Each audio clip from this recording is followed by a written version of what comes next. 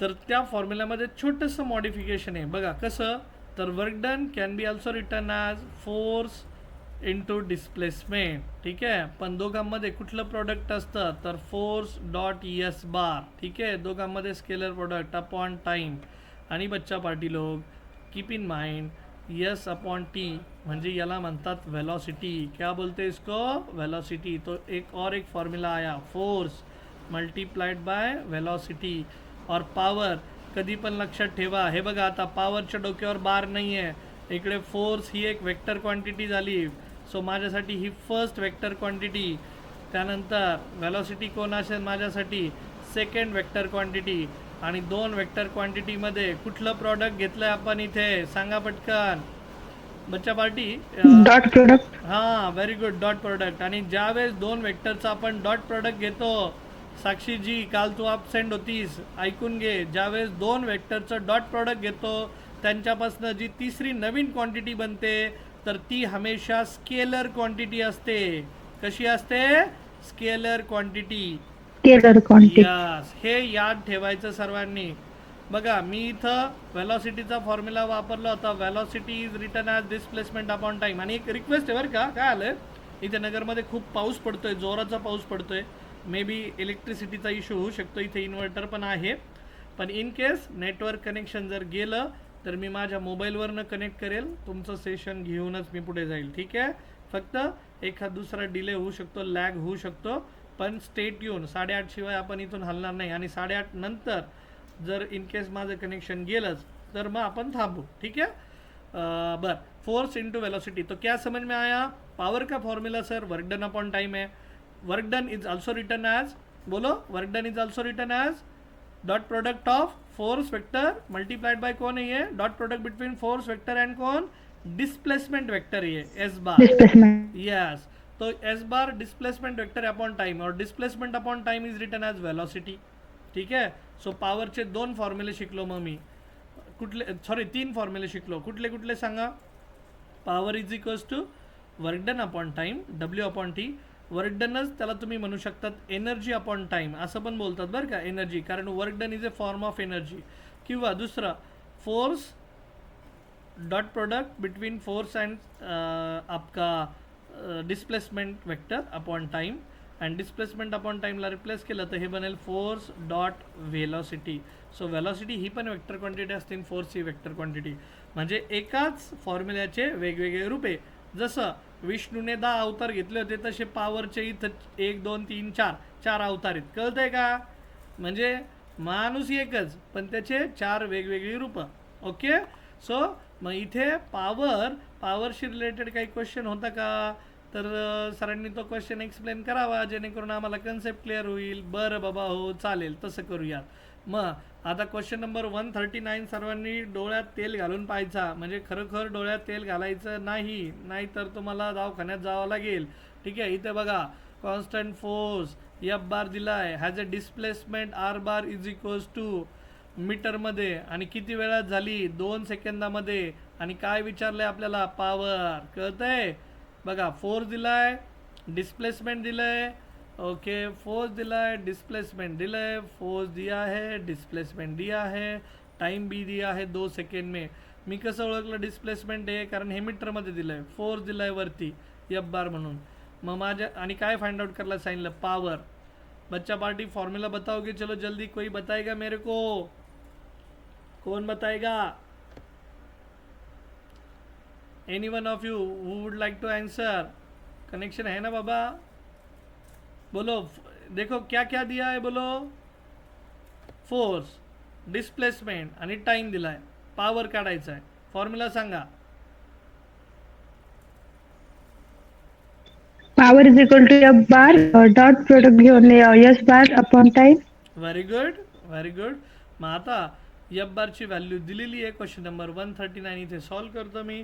ठीक आहे, तो क्वेश्चन नंबर 139 मुद्दामून इथं लिहिताना 139 लिहितो मी, व्हॅल्यू लिहितोच आहे पण गिवन लिहिणार, आता पूर्ण न्यूमेरिकल लिहिणार नाही. एस बार लिहिला आहे आणि टाईम पण लिहिला आहे. Suppose time is equals to 2 seconds होता, आर बारची व्हॅल्यू होती 2 2 -3, 2 2 -3 आणि एफ बारची व्हॅल्यू काय होती रे बाबा हो, मी फक्त ते 3 1 -1 3 1 -1 3 1 -1 ओके. सो मग आपल्याला फाइंड आउट करायला सांगितलं आहे टू फाइंड पॉवर.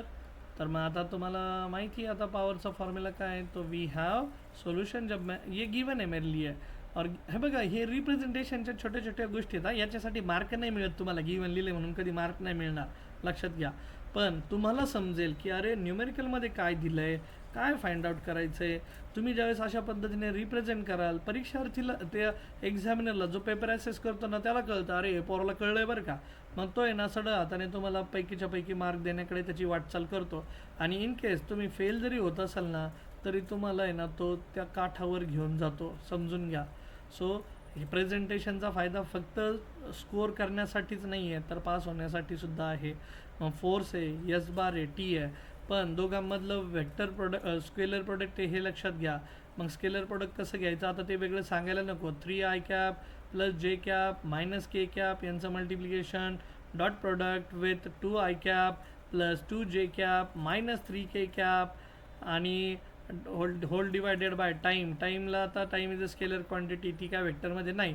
बरं मग कसं शिकवलेलं आहे मल्टिप्लिकेशन आठवतं आहे का, एक्स कॉम्पोनंट एक्स कॉम्पोनंट सोबत 3 × 2 स्केलर प्रोडक्ट म्हणजे 3 × 2 हां प्लस बोला नेक्स्ट कॉम्पोनंट जे सोबत जे कॉम्पोनंट 1 into 2. यस प्लस झाल्यानंतर 1 × 2 लिहिला. Okay good. तिसरा कॉम्पोनंट सांगा. तिसरा -1 into -3. हां -1 आणि -3 -1 -3 लिहिताना दोघांचे साईन लिहायचे, ठीक आहे. आणि होल डिवायडेड बाय काय 2. सो आन्सर काय येईल सांगा आता. 3 × 2 वरती आला 6 plus 2 × 1 2 6 plus 2 plus 6 upon 2. Plus 3 ना ऊपर अपॉन 3 -3 -1 प्लस 3 बराबर. हां तर मग 8 आणि 3 11/2 का. सो ठीक आहे. पॉवरचं युनिट Yes, sir. बरं पॉवरचं युनिट सांगा. मग अशी मी सांगितलं होतं पॉवरचा फॉर्म्युला असतो वर्क डन अपॉन टाईम. आणि वर्क डन म्हणजे जे फॉर्म ऑफ एनर्जी. एनर्जीचं युनिट सांगते का रे, कोणाला आठवतंय का रे, पहिल्या चॅप्टरमध्ये शिकवलं होतं. एनर्जी फोर्स म्हटलं की न्यूटन बाबा, एनर्जी म्हटलं की Watt. पॉवरचं युनिट आहे वॅट. एनर्जीचं सांग मला तू आधी. हां एनर्जीचं जूल आणि वर्क डनचं असतं जूल किंवा एनर्जीचं असतं जूल अपॉन टाईमचं असतं सेकंड. आणि जूल अपॉन सेकंडलाच काय म्हणतो आपण, वॅट बाबा, ठीक आहे. सो त्याच्याऐवजी वॅट. मी जे विचारलं ते सांगा, ठीक आहे. तुम्हाला जे येतं आहे दॅट डझंट मॅटर. परीक्षेत पण तुम्हाला काय येतं आहे ते मॅटर नाही करत. हां तुम्हाला परीक्षामध्ये काय विचारलं आहे दॅट मॅटर द मोस्ट. बघा उत्तर आलं आहे 5.5 वॅट. 11/2 11/2 म्हणजे 5.5. Okay fine. समझा, समझ में आए क्या, बताओ मेरे को जल्दी. सोपं आहे का, स्ट्रेट फॉरवर्ड आहे का, coming back to the point. So scalar product between दो वेक्टर अपन सीख रहे थे, उसमें मैंने पावर का आपको सिखाया. बर नेक्स्ट है आता if a magnetic dipole of moment. आता हे फिजिक्स 2चा कन्सेप्ट आहे. M bar in magnetic induction, तर त्याची मॅग्नेटिक पोटेन्शियल एनर्जी दिली जाते फॉर्म्युला -m/b². आता समजून घ्या, दोन व्हेक्टर्समध्ये ज्यावेळेस डॉट प्रॉडक्ट घेतो त्यावेळेस ॲन्सर हमेशा स्केलर येत असतं. हे मी तुम्हाला मगाशी सांगितलं आहे. तीच इथं गोष्ट त्यांनी एक्झाम्पल म्हणून दिली. आता हा एक कन्सेप्ट आहे. हा कन्सेप्ट काय ते बघा, वेक्टर कॉम्पोनंट म्हणतात त्याला. Component of Q bar along P बार असं जर लिहायचं असेल तर ते कसं लिहायचं बाबा, तर ह्या क्यू नावाच्या वेक्टरमधनं एक परपेंडिक्युलर टाकायचा. आणि परपेंडिक्युलर टाकला तर तो जो परपेंडिक्युलर असतो त्याला म्हणतात क्यू कॉस थिटा. आणि क्यू कॉस थिटा कसा काढायचा तर मी ते तुम्हाला शिकवतो. ओके बरं. परत vector component of Q bar along P बार तोही कसं काढायचा तोही सांगतो. आणि component of P bar along Q bar along P बार झाला, कॉम्पोनंट झाला, वेक्टर कॉम्पोनंट झाला, कॉम्पोनंट झाला. सगळ्यांचं मिनिंग एकच. वेक्टर कॉम्पोनंट शिकवतो. component of p bar perpendicular to q bar and in the same plane is, and component of q bar perpendicular and in the same plane is. बरं ठीक आहे. हां coming back इकडे बघा. आता component शिकवतो बच्चा पाटील लोक. What do in by component of a vector. आता तुम्ही हे शिकला असताल ते आपलं काय म्हणतात ट्रिग्नोमेट्री हां, मी ट्रिग्नोमेट्री आधी शिकवतो मग, कारण आहे ना मला बेसिक शिकवायला लय मजा वाटते. ती जर समजलं ना तर कन्सेप्ट माझ्यासाठी सोपा होऊन जातो.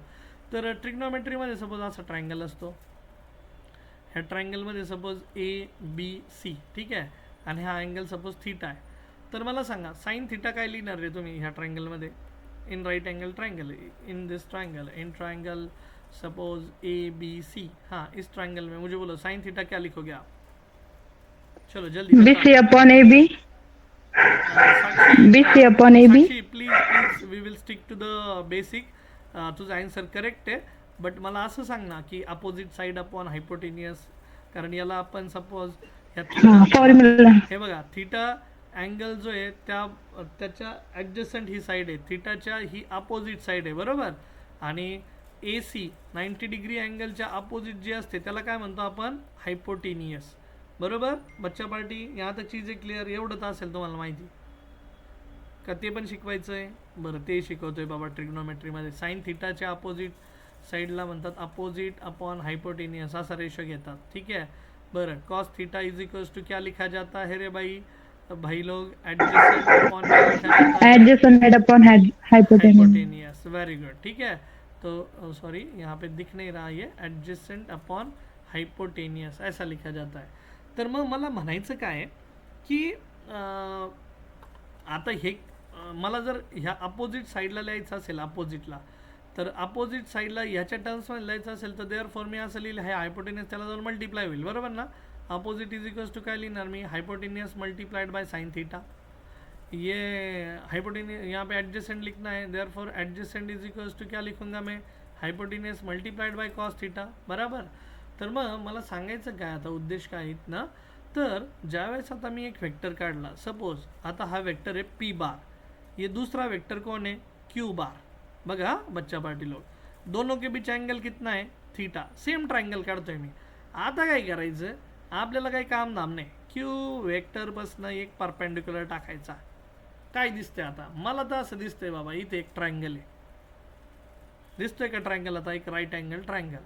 मग ह्या Q बारला ज्यावेळेस मी ह्या P बारवर टाकला आहे परपेंडिक्युलर म्हणून, मी सपोज याला नाव दिलं M नाव दिलं, ठीक आहे, याला नाव दिलं O पॉईंट ह्या पॉईंटला, आणि ह्याला सपोज नाव दिलं आपण Qच ठेवलं याचं नाव. आता हा वेक्टर होता Q बार, हा वेक्टर होता P बार. थीटा काय होता मला सांगा? थीटा इज अँगल बिटवीन, बोला काय होता अँगल बिटवीन वेक्टर्स? यस बोलो, two vectors P bar and कोण? Q बार. Q पॉईंटवरनं आपण काय टाकलाय? परपेंडिक्युलर, ठीक आहे बरोबर. Draw a perpendicular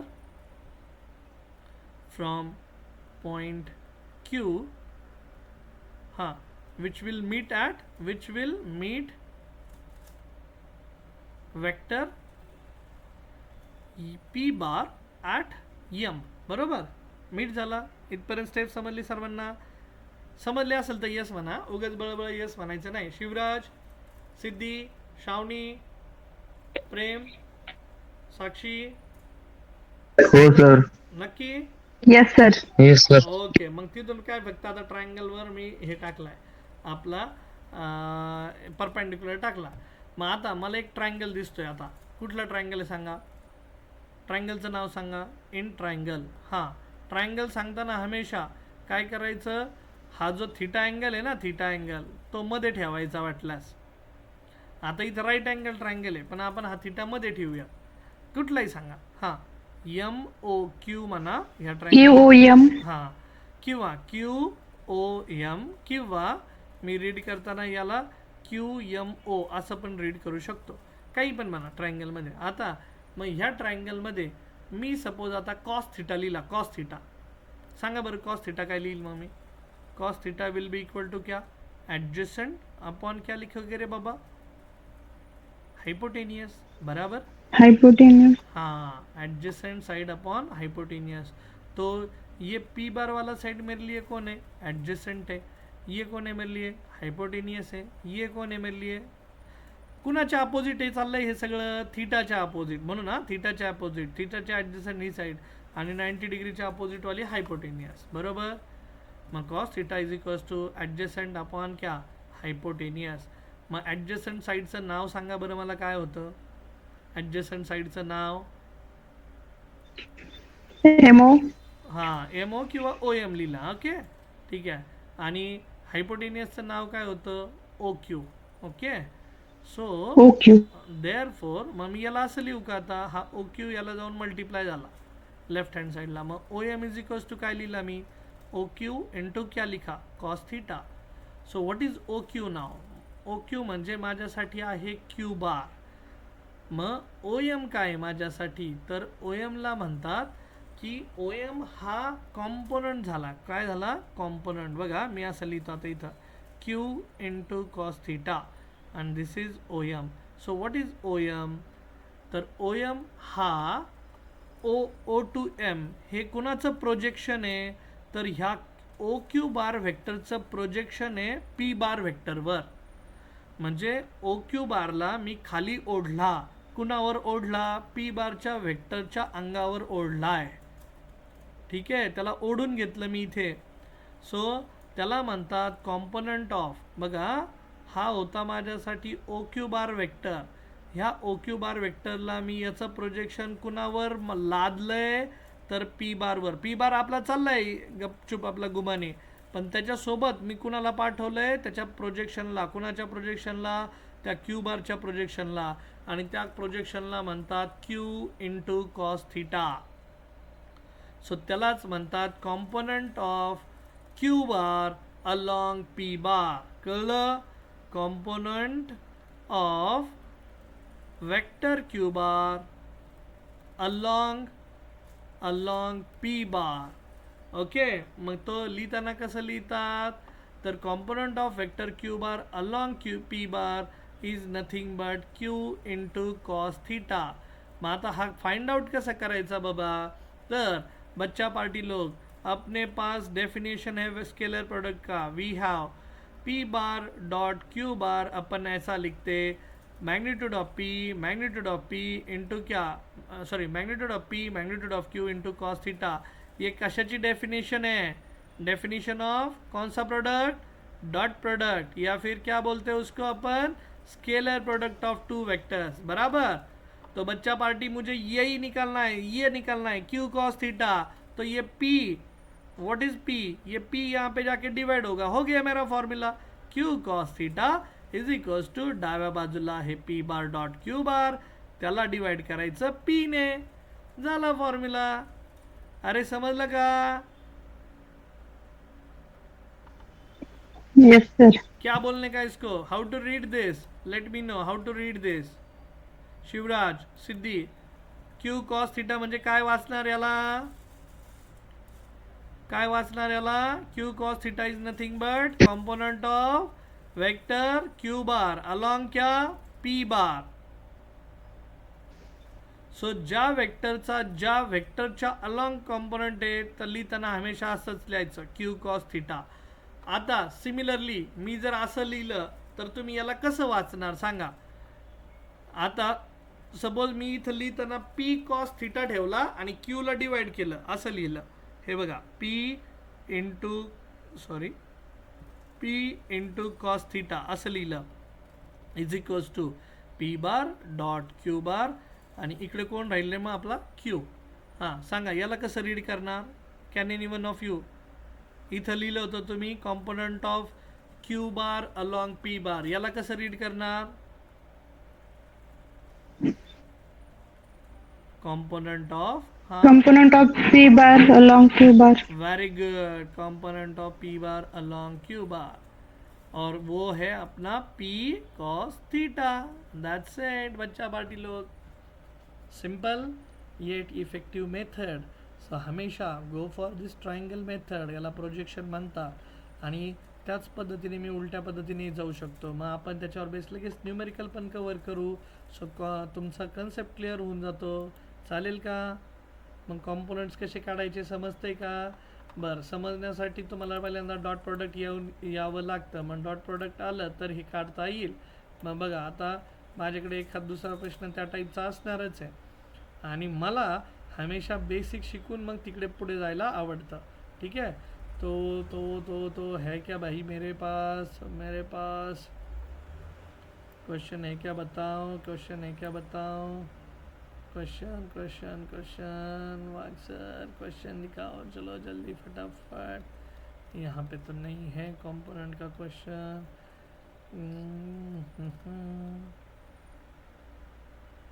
vectors inclination सुरू झालं, कंपोनेंटचा प्रश्न असायला पाहिजे। एक मिनिट हां, मी कंट्रोल मायनस करतो इथं। ओके जस्ट अ मिनिट हां बच्चा पार्टी।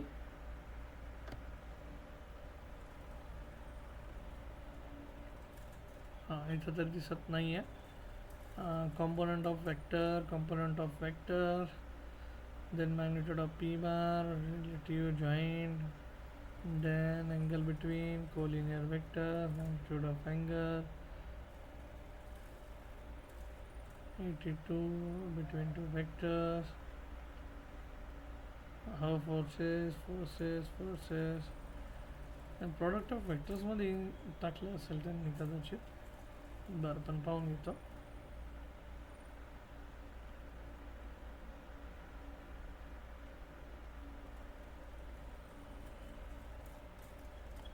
यहाँ पे भी नहीं दिख रहा है कंपोनेंट।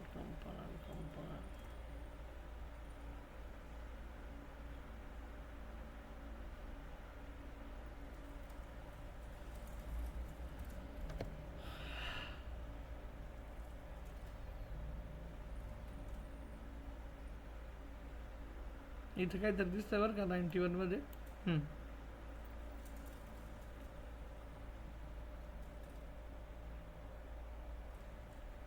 कंपोनेंट मला एक दोन प्रश्न पाहिजेत त्याचे जेणेकरून, पण इथं एक प्रश्न दिसतोय पण त्यांनी दोन्ही गोष्टी घेतल्यात। Then its component parallel perpendicular to plane. आता हे नेमकं प्रश्न काय विचारलाय त्यांनाच माहिती। Work done by the force angle between the vectors work done by the force component parallel to the vector then work done by the force unit vector area of parallelogram cross product unit vector two parallel vectors। बरं ठीक आहे, इथं तरी मला तो प्रश्न दिसत नाही आहे। मग मी काय करतो तिथे आपल्या केसमध्ये जे क्वेश्चन आहेत ते क्वेश्चन जर असतील तर आपण ते सॉल्व करण्याचा प्रयत्न करूयात त्या PPT मध्ये। तर बरं कन्सेप्ट समजलाय सर्वांना? Sorry for this. कन्सेप्ट समजलाय का तुम्हाला? मग इथपर्यंत कन्सेप्ट समजलाय सर्वांना? कंपोनेंट कसं काढता vector component of p bar along q बार तो कळला आपल्याला। मग पुढच्या पार्टकडे जातो मी आता। तर dot product of vectors is A dot product of vector आपल्याला काय आन्सर देतं हमेशा? स्केलर। हां स्केलर व्हॅल्यू देत असतं आपल्याला। हे बघा मी आता ते असं होतं ॲक्च्युली असं PPT पाहिजे होतं। Dot product of vectors is a vector scalar tensor का नन ऑफ दीज। तर स्केलर प्रोडक्ट देतं आपल्याला दोन वेक्टरचं मल्टिप्लिकेशन। Next if L1 M1 N1 and L2 are the directions cosines of two vectors and theta is the angle between them then the value of cos theta is। बरं आता ह्या टाईपचं न्यूमेरिकल सॉल्व केलेलं नाही अजून, ते त्या टाईपचं न्यूमेरिकल कोसाइन ऑफ द अँगलसाठी मी सॉल्व करून देईल तुम्हाला आणि कॉस थिटाची व्हॅल्यू काय असते स्किप करतो आत्ता। हां त्यानंतर a force F bar acts on a particle and displaces it over 4 meter along the x axis and then displaces it over 6 meter along the y axis the total work done during the two displacement is असं त्यांनी विचारलं आहे आपल्याला। तर total displacement काय असेल आणि option दिलेत 72 24 -24 आणि 0। तर काय करावं लागेल तुम्हाला? एक एक्स ॲक्सिसमधली डिस्प्लेसमेंट आहे, फोर्स दिला आहे एक्स ॲक्सिसमध्ये असल्यानंतर आपण काय घेतो आणि वाय ॲक्सिसमध्ये असल्यानंतर काय घेतो। तर ह्या दोन्ही डिस्प्लेसमेंट तुम्हाला काढावं लागतील आणि मग टोटल वर्क डन काढावं लागेल। काढणार? टोटल वर्क डन काढताल का बच्चा पार्टी? हॅलो कसं काढणार? सो हे बघा पहिल्यांदा पार्टिकल डिस्प्लेस झाला आहे एक्स ॲक्सिसच्या लॉंग 4 मीटर आणि त्यानंतर डिस्प्लेस झाला आहे वाय ॲक्सिसच्या लॉंग 6 मीटर आणि फोर्सची व्हॅल्यू दिलेली आहे। मग फोर्सची व्हॅल्यू जी दिलेली आहे आत्ता किती दिली आहे बघा, F bar is equals to force is equals to 6 I cap -8 J cap पार्टिकलची डिस्प्लेसमेंट पहिल्यांदा एक्स ॲक्सिस, हा पार्टिकल आहे सपोज, अलॉंग एक्स ॲक्सिस जर झाली किती मीटर झाली, 4 मीटर झाली. पण हे पॉझिटिव्ह एक्स ॲक्सिसच्या अलॉंग असेल तर आपण लिहिताना याला काय लिहिणार, पॉजिटिव एक्स एक्सिस. ठीक है, तो इसको लिखते टाइम क्या लिखेंगे रे अपन, इसको आई कैप लिखेंगे, 4 I cap. S bar is equals to 4 I cap, 4 metre in positive X direction. मग work done in X axis असं लिहिलं मी, work done in X axis. हे बघा इथंच सॉल्व करतोय मी, work done in X axis. तो work done in X axis क्या होगा, W is equals to force multiplied by displacement in X axis. So force in X axis 6 i cap minus 8 जे cap, आणि दोनमध्ये dot product असतं. मग 4 I cap ही X ॲक्सिसमधली डायरेक्ट डिस्प्लेसमेंट. मग 4 आणि 6चं मल्टिप्लिकेशन किती झालं, 4 इंटू 6, सॉरी सोल्युशनच देत आहे, 24. हां. सो 24 प्लस 24 झालं, बरोबर, 24 joule. So this is work done. मग हे झालं पहिलं वर्क डन तुमचं, बरोबर. आता work done in Y axis घेतलं मी तुमच्यासाठी, suppose work done in Y axis. बोलो क्या लिखूंगा मैं work done in Y axis. तो परत work done is equals to force into displacement along Y axis. Displacement along Y axis किती आहे माहिती आहे आपल्याला, सांगा बरं. सो इथं लिहिलं मी 6 आय कॅप मायनस 8 जे cap, displacement along Y axis is 6. हे बघा अलॉंग वाय ॲक्सिस किती आहे, 6. आता वाय ॲक्सिस म्हटल्यानंतर युनिट वेक्टर काय येतो, वाय ॲक्सिसमध्ये युनिट वेक्टर काय असतो, एक्स ॲक्सिसमध्ये युनिट वेक्टर काय असतो, तुम्ही घेतला वाय ॲक्सिसमध्ये घेतला, झेड ॲक्सिसमध्ये माहिती आहे. मग वाय ॲक्सिसमध्ये युनिट वेक्टर काय असतो, जे कॅप. आता इथं मल्टिप्लिकेशनमध्ये आय कॅप सोबत कुणीच नाही आहे, तो 0 होऊन जाईल. पण 8 आणि 6 किती बनला, 6 8 जा मायनस 48 जूल. आणि work done this is along Y axis, this was along X axis. Total work done निकालना है, दोनों का क्या करने का, एडिशन. देखो total work done during the two displacement पूछा है, total work done. So work done along X axis, work done along Y axis, दोनों का एडिशन करो, आंसर आएगा -24 जूल. आया बात समझ में. आता तुमच्या मनामध्ये हा क्वेश्चन आला असेल की सर आता इथं काय केलं तुम्ही, हे बघा 4 आय कॅप प्लस इथं कुणीच नाही आहे म्हटल्यानंतर 0 जे कॅप. इथं पण इथं फक्त डिस्प्लेसमेंट अलॉंग एक्स ॲक्सिस होती आपल्याला, सॉरी वाय ॲक्सिस होती म्हणून 6 जे कॅप. एक्स ॲक्सिसच्या अलॉंग कुणीच नाही तर तिथं 0 जे कॅप येईल, 0 आय कॅप येईल. ठीक आहे. मग एखादा कॉम्पोनंट मिसिंग असेल तर तो 0 घेऊन टाकायचा आणि त्यांचं मल्टिप्लिकेशन. फक्त इथं 8 आणि 6ची मल्टिप्लिकेशन झाली, इथं 6 आणि 4ची झाली. 8 सोबत कुणी मल्टिप्लाय करलाच नव्हता, 0 होता. ठीक आहे. So you can go with this kind of solution as well. बरं, हे रेकॉर्ड झालं आहे पण मी हे सेव्ह नाही करणार. सेव्ह म्हणजे हे ॲन्सर सेव्ह नाही करणार. वाटल्यास मी स्क्रीनशॉट तुम्हाला शेअर करतो, प्रिंट स्क्रीन करून स्क्रीनशॉट शेअर करून ठेवेल मी, ते मी करू शकेल. पण मी हे चेंजेस प्रेझेंटेशनमध्ये करणार नाही. प्रेझेंटेशनमध्ये काय होतं मग की तुम्हाला ती आयती सवय लागून जाते. प्रेझेंटेशनमध्ये याचा ॲन्सर आहेच आहे, तुम्ही त्याचा ॲन्सरही बघू शकता, तसं काही नाही. ठीक आहे. But this is my method of going. Okay fine. हां, मग यहाँ तक चीज़ें क्लियर. हे बघा, want to keep your ink annotation, so I would like to discard this. हां, आलं का -24 जूल. ओके. सो नेक्स्ट है अपना vector product of two vectors, जो कि अपन ने पढ़ा है.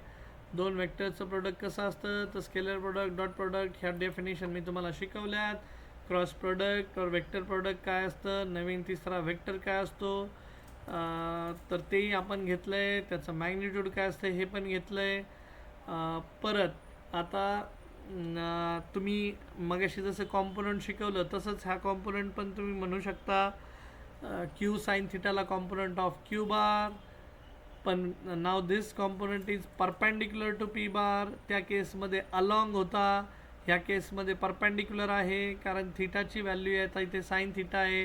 त्या केसमध्ये तो कॉस थिटा होता, अलॉंगवाला कॉम्पोनंट होता. लक्षात राहील का सर्वांच्या.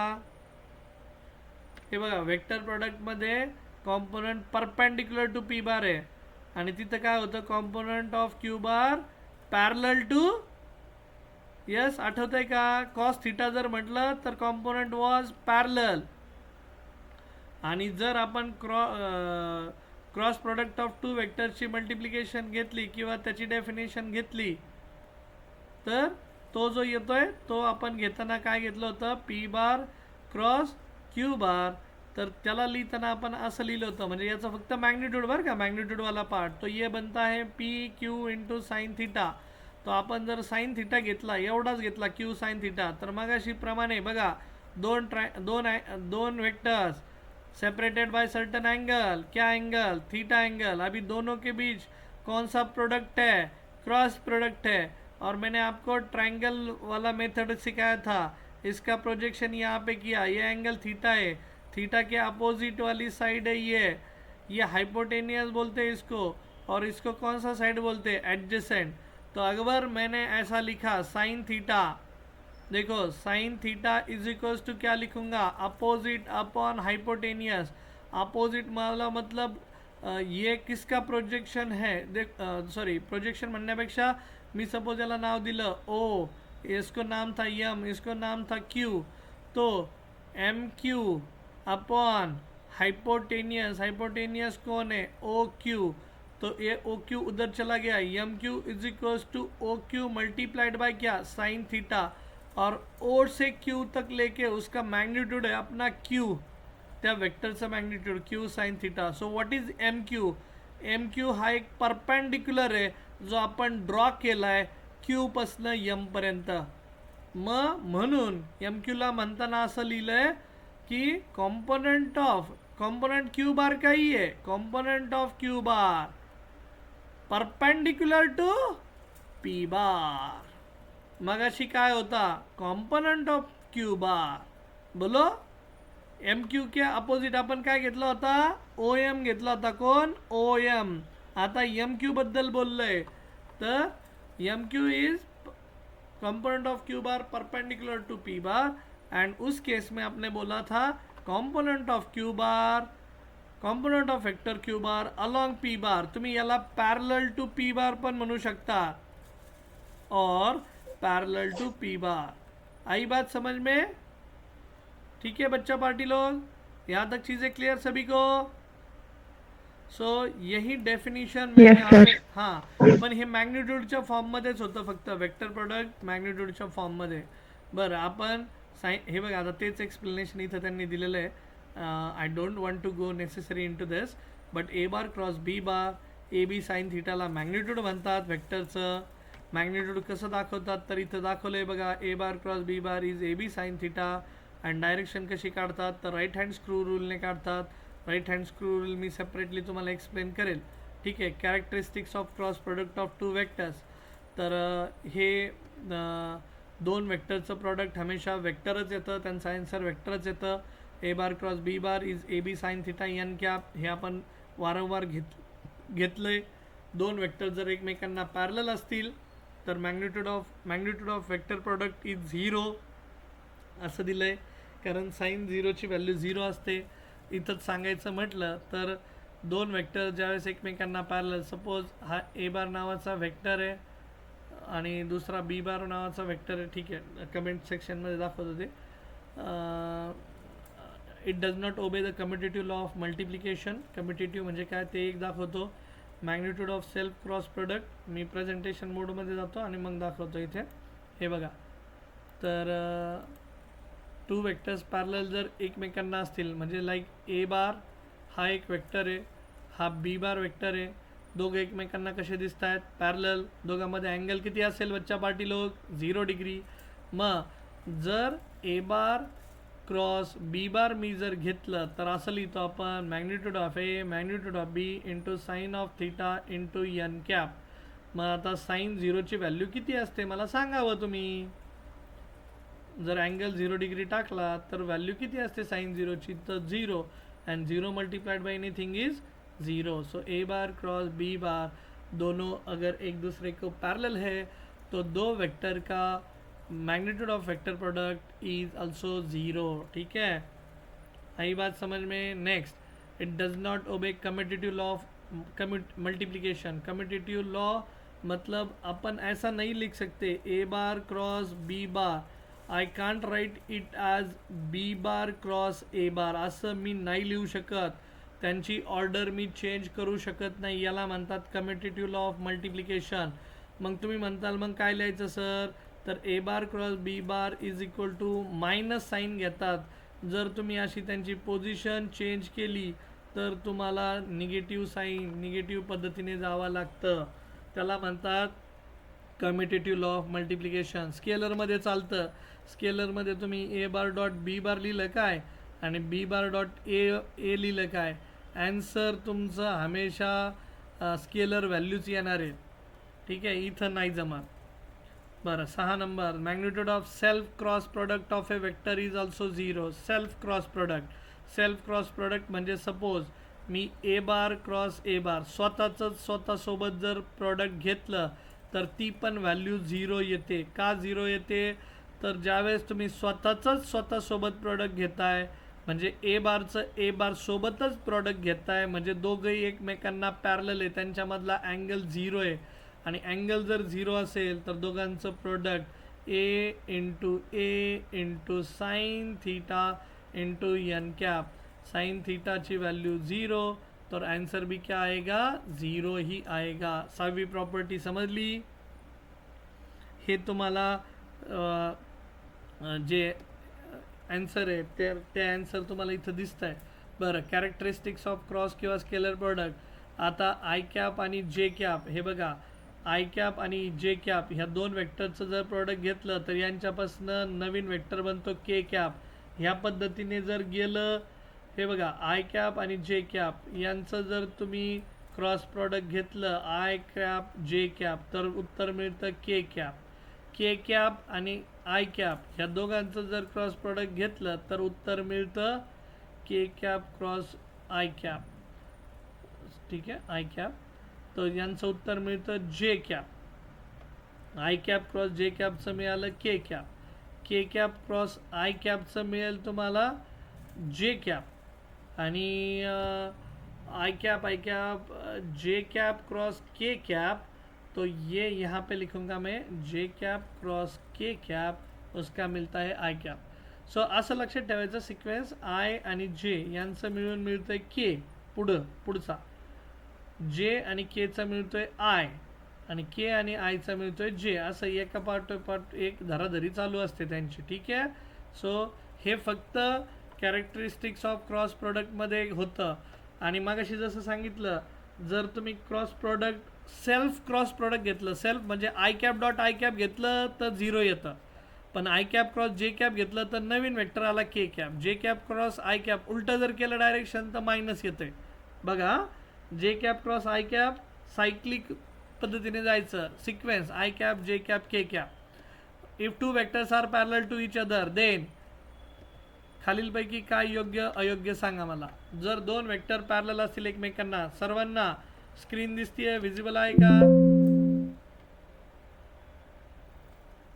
हॅलो बच्चा पार्टी, हां, ऑप्शन नंबर ए, दोन वेक्टर जर पॅरलल असतील तर त्यांचं क्रॉस प्रोडक्ट काय असतं 0। व्हेरी गुड, ठीक आहे। बरं, मी जे चेंजेस केले ते डिस्कार्ड करून टाकणार आहे, हे तुम्हाला फक्त व्हिडिओमध्ये मिळतील, मी या पीपीटीमध्ये ते सेव्ह करणार नाही, स्टोअर करणार नाही, किंवा स्टोअर करायचं म्हटलं तर मग मला ते दुसऱ्या नावाने सेव्ह करावं लागेल। बघा बरोबर आला आन्सर। हां, नेक्स्ट MCQ विचारतो, ठीक आहे। 51 वाली स्लाइड झाली, सॉरी 52 वाली स्लाइड झाली। Option number 1 correct.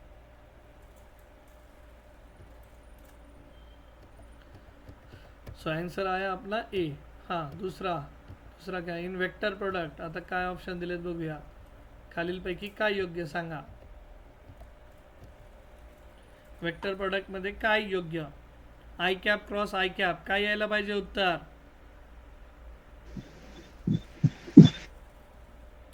I cap cross I cap self 0, हां, सेल्फ प्रोडक्ट काय यायला पाहिजे होतं 0, बरोबर, कारण आपण अशी डेफिनेशन लिहितो i cap into i cap magnitude of i cap into sine of angle, angle कितना 0 डिग्री। आंसर कितना आना चाहिए था 0, लेकिन आया क्या, नहीं, आंसर रॉन्ग। आई कैप क्रॉस आई कैप 0, ये करेक्ट है। आई कैप क्रॉस आई कैप जे कैप ये रॉन्ग है। आई कैप क्रॉस आई कैप ये भी रॉन्ग है। करेक्ट आंसर क्या आना चाहिए था 0। यस करेक्ट, लॉक किया जाए। आंसर करेक्ट आया, तालिया। चलो next, the cross product of J cap cross I cap. मी तुम्हाला जी सिक्वेन्स शिकवली ती कशी आहे, आय सायकल, त्यानंतर जे, त्यानंतर जे पासून कुठं जायचं के, के पासून पुढे कुठं जायचं आयकडे। सो ही अशी सिक्वेन्स झाली पाहिजे क्लॉकवाईज, ठीक आहे। आणि जर उलटं गेलं, जे क्रॉस आय केलं, हे बघा आय क्रॉस जे केलं तर उत्तर येतं के, आय जे केलं तर उत्तर येतं के। आता जे आणि आय केलं तर उत्तर काय येईल रे, -k। Very good, yes. So देखते हैं आंसर क्या है। देखो -k करेक्ट। ओके, समजतंय क्या काय शिकवतोय, समजतंय का का वाघ बाबाचं कीर्तन चालू आहे नुसतं। हॅलो अच्छा पार्टी लोक, ठीक आहे। सो मग अशा पद्धतीने मला फक्त उद्याच्या सेशनमध्ये expression of vector in determinant form जे की घेतलं आहे आपण ऑलरेडी, वी हॅव स्टडीड दिस, कसं सोडवायचं काय मी ते शिकवलं आहे, ते तुम्हाला हे डिटर्मिनंट मेथड, त्याचे काही एक्झाम्पल्स पण आहेत, MCQs पण आहे, ते पण आपण सोडवलेत, हे ट्राय केलेले आहेत सगळे, त्यात काही वादच नाही। आता फक्त मला जे शिकवायचं आहे की एरिया ऑफ पॅरलेलोग्राम आणि दुसरं एरिया ऑफ ट्रायंगल, तर मग ते झालं तर we are almost done with this chapter, ठीक आहे। चालेल बच्चा पार्टी, होप आजचा व्हिडिओ सेशन तुम्हाला आवडला असेल, समजला असेल। Sakshi, Sakshi ji, Sakshi yes, Prem, Siddhi, yes sir. Okay. So मग मे बी आता दीपक गीते नावाने जे जॉईन झालेत, मे बी तुम्हाला फर्स्ट टाईमच हे सेशन तुम्हाला नसेल कळलं, डोक्यावरून जाणार आहे, पण तुम्हाला आधीचे सेशन पाहावं लागतील। काय नाव आहे आपलं, हे कदाचित वडिलांचं किंवा तुमचं स्वतःचंही नाव असू शकतं, मे बी तुमचे जे आता सर ती माझी फ्रेंड आहे। ओके ओके ओके, साक्षी तू बोलली होती तिच्याबद्दल, ओके।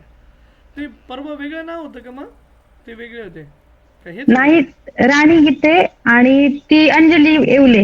हां येवले येवले, ओके ओके ठीक आहे, चालेल मग, thank you, bye bye, see you बच्चा पार्टी लोक। मग आज तर होमवर्कसाठी काही देत नाही आहे, पण त्या PDF मधनं जर तुम्हाला काही मिळत असेल चाचपडा खेळा त्याच्याशी, आणि मग आपण उद्याच्या सेशनमध्ये एरिया ऑफ पॅरलेलोग्राम आणि एरिया ऑफ ट्रायंगल ते 2 टॉपिक घेऊ, आणि जेवढे MCQ आपल्याला कवर करता येतील। आज कुठला वार आहे, बुधवार, गुरुवार, शुक्रवार, हां 2 दिवस देऊ जास्तीचे आपण याला। मग आपण तुमचं कॉलेजमध्ये ग्रॅव्हिटेशन वगैरे झालं का रे सुरू, ग्रॅव्हिटेशन चॅप्टर कुणाचं झालंय का ग्रॅव्हिटेशन? नाही सर। बरं, का ऑप्टिक्स झालाय, ऑप्टिक्स झालाय का सुरू कुणाचा? हा ऑप्टिक्स झालाय आमचा सुरू। करंट इलेक्ट्रिसिटी किंवा इलेक्ट्रोस्टॅटिक्स, ऑप्टिक्स, मग रेसिडेन्शियलमध्ये ऑप्टिक्स सुरू झालाय। साक्षी तुमच्याकडे काय चालू साक्षी यस?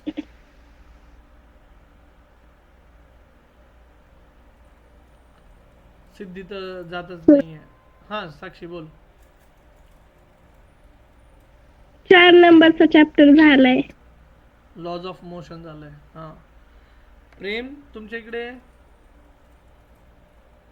First chapter. ओके ठीक आहे, म्हणजे I have a freedom to go for any chapter, तर मग मी तिसरा किंवा ग्रॅव्हिटेशन डायरेक्ट काही चॅप्टर घेऊन टाकेल तुमचा। कसंही ग्रॅव्हिटेशन चॅप्टर महत्त्वाचं आहे, बरेच लोक त्याला अवघडरीत्याने शिकवतात, पण मी माझ्या पद्धतीने शिकवतो। पण आता व्हेक्टर आणि ते शिकतोयच आहे, ते रिलेटिव्ह व्हेलॉसिटी कन्सेप्ट, तर मला असं वाटतंय तिसरा चॅप्टर उडवून टाकूयात आपला, आणि मग आपण पुढच्या चॅप्टरला जाऊ, चालेल? ठीक आहे, या ओके फाईन। तर मग 2 सेशन अजून लागतील, 2 सेशनमध्ये आपण मे बी उद्याच्या सेशनमध्ये पण संपेल। हां ठीक आहे, थांबूयात मग।